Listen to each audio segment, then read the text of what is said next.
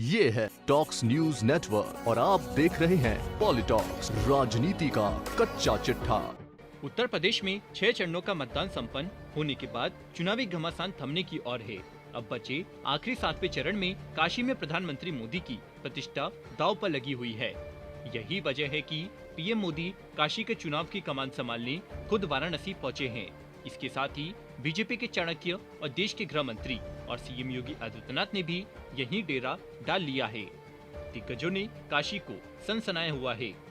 सियासी गलियारे इस सवाल से गूंज रहे हैं कि यूक्रेन, रूस युद्ध और वैश्विक संकट के बीच में भला प्रधानमंत्री मोदी पूरे 2 दिन क्यों वाराणसी में रहेंगे?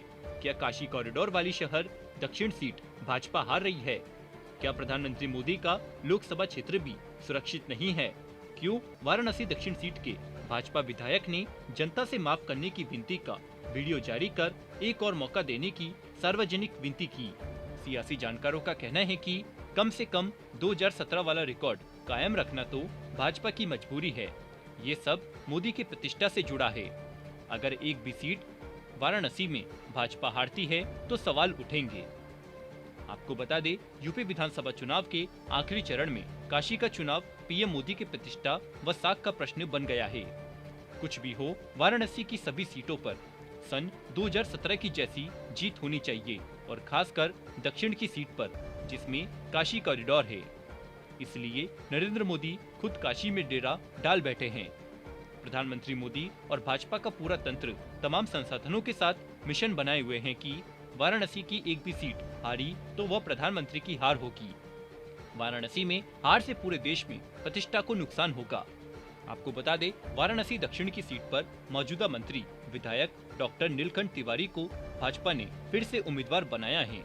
पीएम मोदी के काशी पहुंचने से पहले एक वीडियो वायरल किया गया है जिसमें तिवारी हाथ जोड़कर अपनी गलतियों के लिए लोगों से माफी मांगते नजर आ रहे हैं। इसको लेकर सियासी गलियारों में सवाल उठ रहे हैं, आखिर क्यों? क्या सचमुच हर तरफ भाजपा के मौजूदा विधायकों के खिलाफ लोगों में एंटी इंकमेंसी नाराजगी कम ज्यादा अनुपात में है? प्रधानमंत्री मोदी का लोकसभा निर्वाचन क्षेत्र अपवाद नहीं है।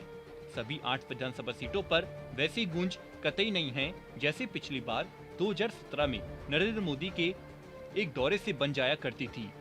मामूली बात नहीं जो प्रधानमंत्री मोदी ने चुनाव घोषणा से पहले और बाद में वाराणसी के एक के बाद एक चक्कर लगाए और काशी में रात गुजारी और अब वापस मतदान से पहले भी रात गुजार रहे हैं। तो वहीं इस बार समाजवादी पार्टी ने यहां नीलकंठ तिवारी के खिलाफ एक ब्राह्मण किशन दीक्षित को उम्मीदवार बनाया है। मोदी भाजपा की प्रतिष्ठा की नंबर 1 सीट काशी कॉरिडोर वाली शहर दक्षिणी सीट है।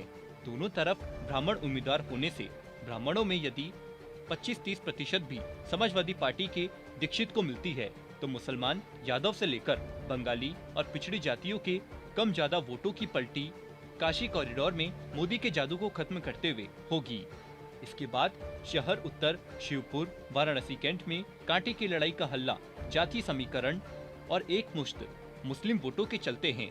शहर की कोर सीटों में जब ये हाल है तो इर्द गिर्द की राजभर, कुर्मी, दलित, पिछड़ी जातियों, मुस्लिम के वोट लिए रोहिंग्या, सेवापुरी, पिंडरा, अजगरा सीटों पर भी भाजपा को मेहनत करनी पड़ रही है। दूसरी तरफ भाजपा प्रत्याशी डॉक्टर नीलकंठ तिवारी लोगों की नाराजगी के मारे हैं। कुछ लोग सन 2017 में भाजपा हाईकमान द्वारा श्यामदेव राय चौधरी का टिकट काटने की नाराजगी अभी भी पाले हुए हैं। सीट के एक मतदाता हरीश पांडे ने कहा कि तिवारी जी तो कभी भी इस तरफ दिखे ही नहीं, जबकि चौधरी जी हमेशा लोगों के साथ होते थे। ऑटो रिक्शा चलाने वाले नौजवान समाजवादी पार्टी के समर्थक है तो सभी मुसलमानों से सुनाई देता है कि हमारा वोट नहीं बटेगा, हमें पता है किसे वोट देना है। वहीं मल्ला, मांझी जैसी जातियों में भी ये डायलॉग मिले कि सबने सन 2017 में भाजपा को वोट किया, लेकिन इस दफा अखिलेश यादव को वोट मिलेंगे। PoliTalks bureau, UP. ये है टॉक्स न्यूज नेटवर्क और आप देख रहे हैं पॉलिटॉक्स, राजनीति का कच्चा चिट्ठा।